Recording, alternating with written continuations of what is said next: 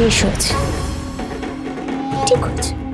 এবার এসিপি ঐশানী ঘোষ টের পাবে কাছের মানুষকে হারালে মনের অবস্থা ঠিক কি হয়। এভাবে বলিস না দিদি। শোন, একদম দরদ দেখাতে আসবে না ওদের জন্য। তুই ভুলে যাস না, এসিপি ঐশানী ঘোষের জন্য আমরা আমাদের মা বাবাকে হারিয়েছি, আর এটা ওনার কর্মফল।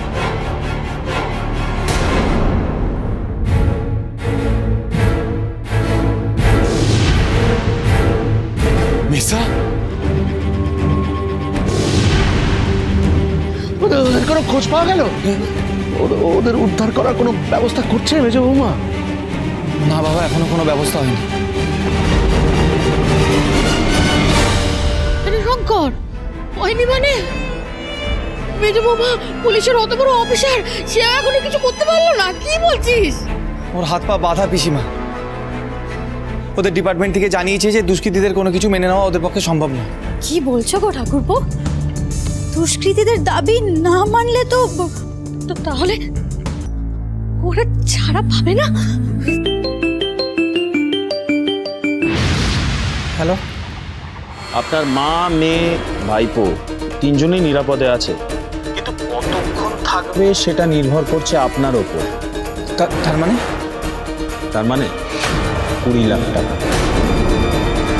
যদি আপনি আমাদেরকে দেন, আমরা তাহলে ওদেরকে ছেড়ে দেবো। 20 লাখ টাকা?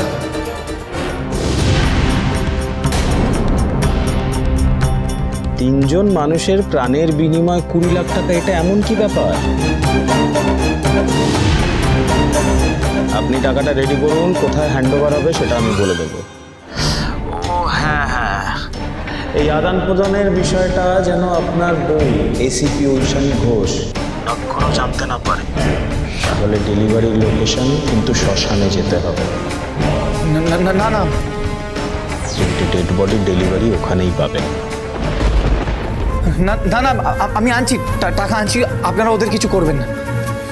গুড।